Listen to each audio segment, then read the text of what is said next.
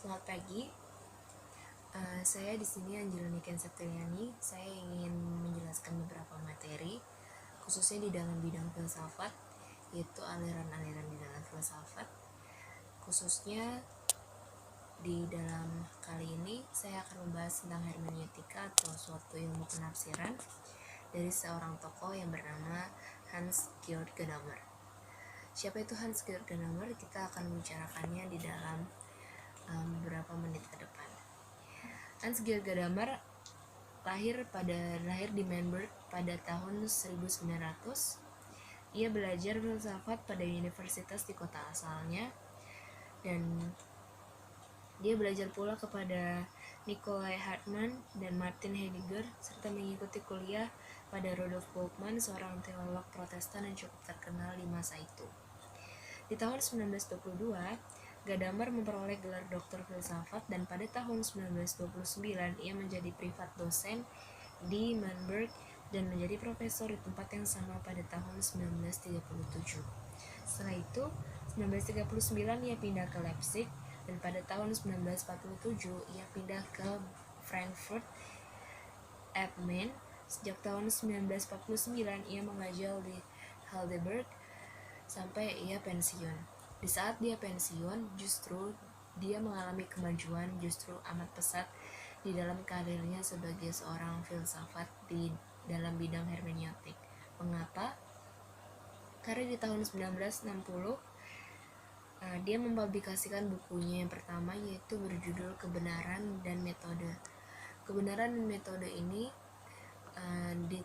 di edisi pertamanya masih terdapat banyak kekurangan, dan di tahun 1965 di edisi keduanya dia menyempurnakan dengan adanya jawaban-jawaban dari pertanyaan-pertanyaan yang telah dikritisi oleh orang-orang dan dilengkapi oleh lampiran. Setelah itu di cetakan ketiga dia menambahkan dengan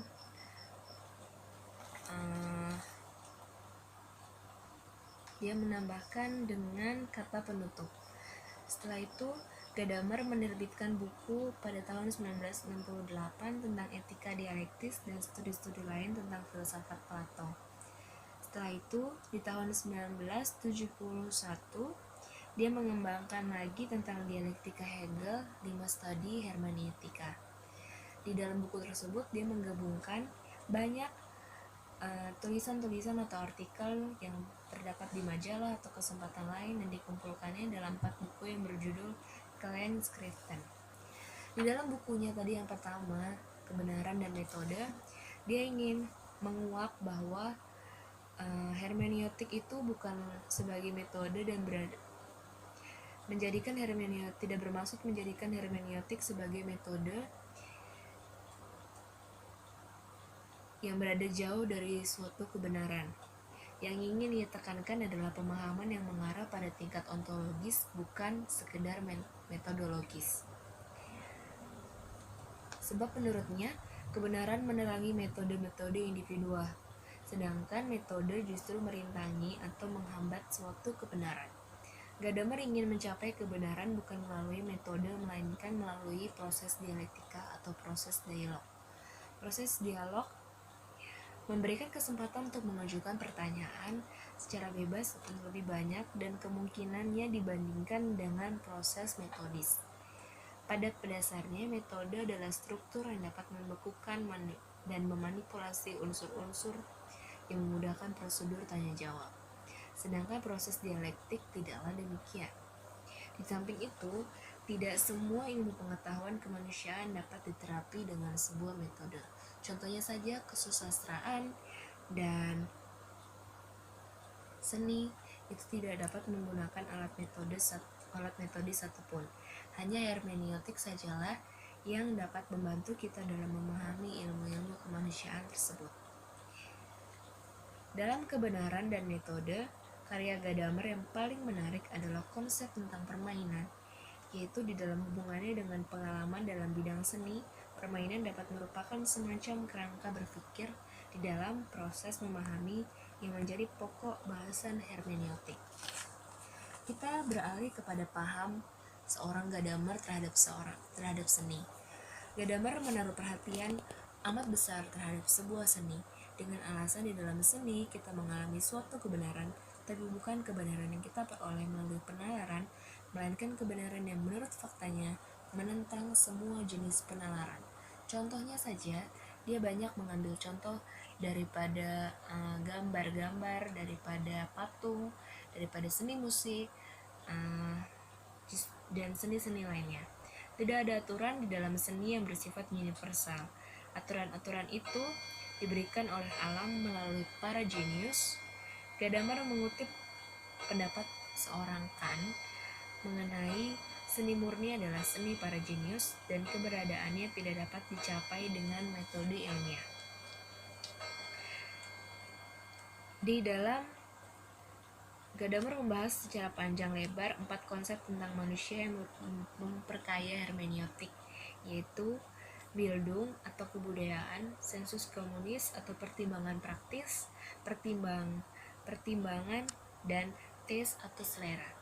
Di Bildung adalah konsep-konsep yang meliputi seni, sejarah, pandangan dunia, pengalaman, ketajaman pikiran, dan simbol, yang kesemuanya itu kita mengerti saat ini sebagai istilah-istilah di dalam sejarah. Sedangkan di dalam sensus komunis, Gadamer menggunakan atau mengartikan ungkapan ini bukan sebagai pendapat umum atau pendapat kebanyakan orang pada umumnya. Sensus komunis mempunyai kesetaraan arti dengan ekspresi, yaitu pertimbangan praktis yang baik menurut pengertian yang mendasar. Istilah tersebut adalah pandangan yang mendasari komunitas dan karenanya sangat penting untuk hidup atau untuk komunikasi manusia di dalam kehidupan sehari-hari. Ketiga adalah pertimbangan. Konsep yang ketiga ini mirip dengan sensus komunis dan selera.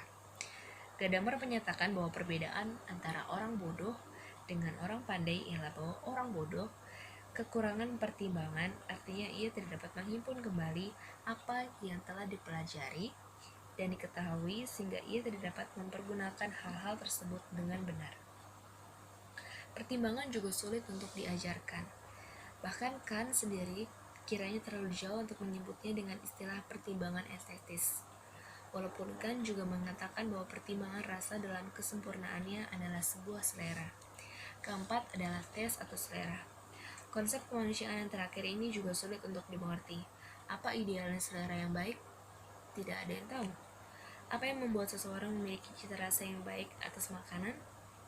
Mungkin orang langsung berpikir tentang selera tinggi seseorang.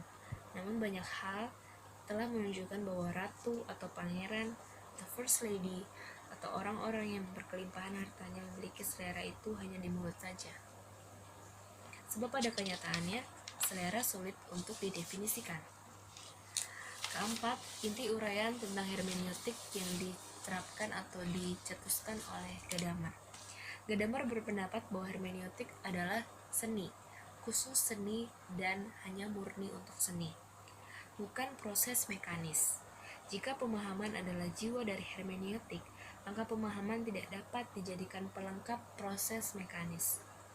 Pemahaman dan hermeneutik hanya dapat diberlakukan sebagai suatu karya seni. Seandainya dalam karya seni itu ada semacam intuisi dan spekulasi, gerakan melingkar, suatu bentuk pemahaman asal, pertimbangan yang sebelumnya, itu memang diharapkan. Gadamer menyebut hermeneutik sebagai seni, dan hermeneutik semacam ini tidak dapat dipersiapkan lebih dahulu sebelum dibuat dan tidak dapat diramalkan atau dikatakan sebelumnya. Lalu kita melanjutkan lagi kepada arti memahami yang dicetuskan oleh Gadamer. Menurut Gadamer, pemahaman selalu dapat diterapkan pada keadaan kita saat ini. Interpretasi bukanlah sekedar sesuatu yang ditambahkan atau dipaksakan masuk ke dalam suatu pemahaman. Memahami selalu dapat berarti membuat interpretasi. Oleh karenanya, interpretasi secara eksplisit adalah bentuk dari pemahaman. Namun, persoalan yang keseluruhan pengalaman mengenai dunia. Hermeneutik berhubungan dengan suatu teknik atau theme tertentu. timbul bagi kita sekarang adalah mana yang lebih dahulu, pemahaman atau interpretasi.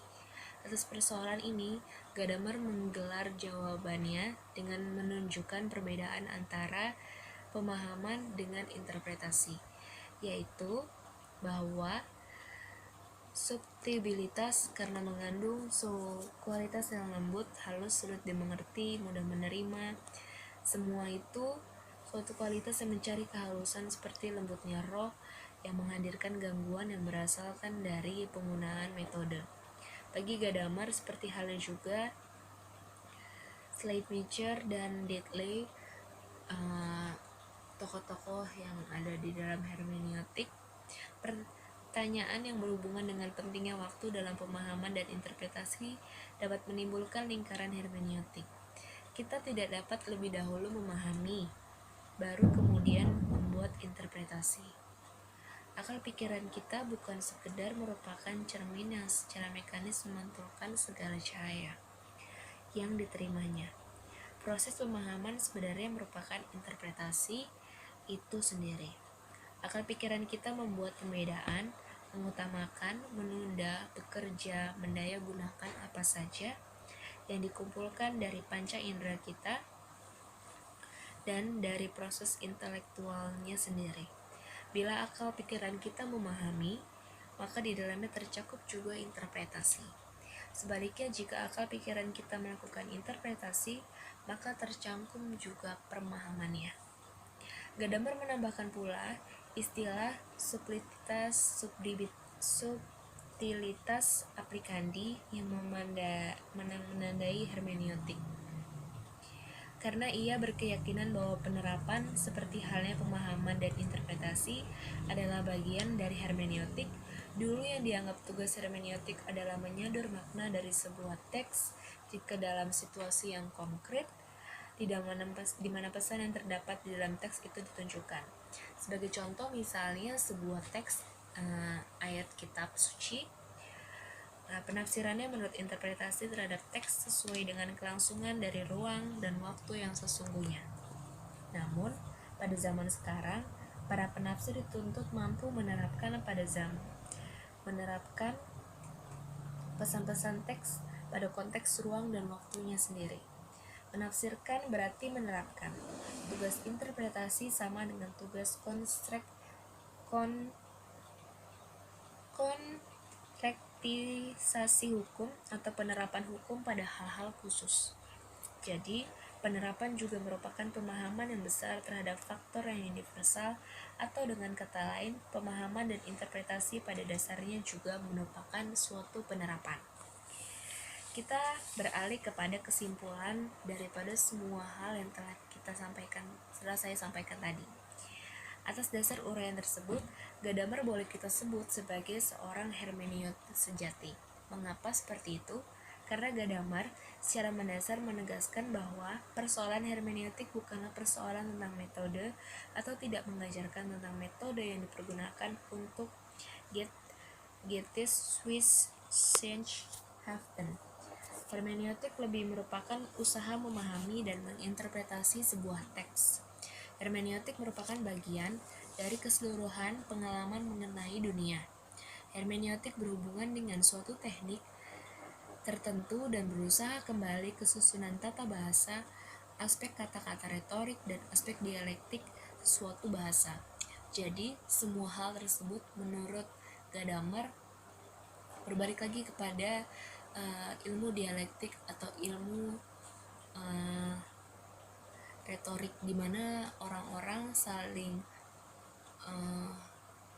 menyampaikan apa yang dia rasakan dan mengkritisi apa yang telah disampaikan atau telah dicetuskan oleh orang lain. Orang yang berpengalaman mengetahui keterbatasan semua prediksi dan ketidaktentuan semua rencana. Seorang yang berpengalaman perlu selalu bersikap terbuka terhadap pengalaman yang baru, menjauhkan diri dari hal-hal yang bersifat statis atau diam di tempat, dan lebih fleksibel dan transparan yang memungkinkan untuk menerima kebenaran dari dunia eksternal dan dari dunia eksternal dalam arah yang memusat. Pengalaman mengajarkan kepada kita kemampuan mengenai realitas, termasuk juga realitas tentang engkau atau yang lain dalam teks atau peristiwa sejarah. Pengalaman yang datang dan pergi antara aku dan engkau, bersifat dialektik dan menuntut semacam keterbukaan tanpa prasangka atau keterbukaan yang tulus. Jadi dapat disimpulkan bahwa Gadamer di dalam hermeneutik ini lebih khusus kepada ilmu seni. Jadi Gadamer apapun bentuknya, baik sebuah teks, notasi musik, ataupun karya seni, hermeneutik menurut Gadamer adalah sungguh-sungguh sebuah seni. Sekian apa yang bisa saya sampaikan di pagi hari ini. Semoga beberapa materi tersebut dapat memberikan pemahaman sedikit, dan terima kasih.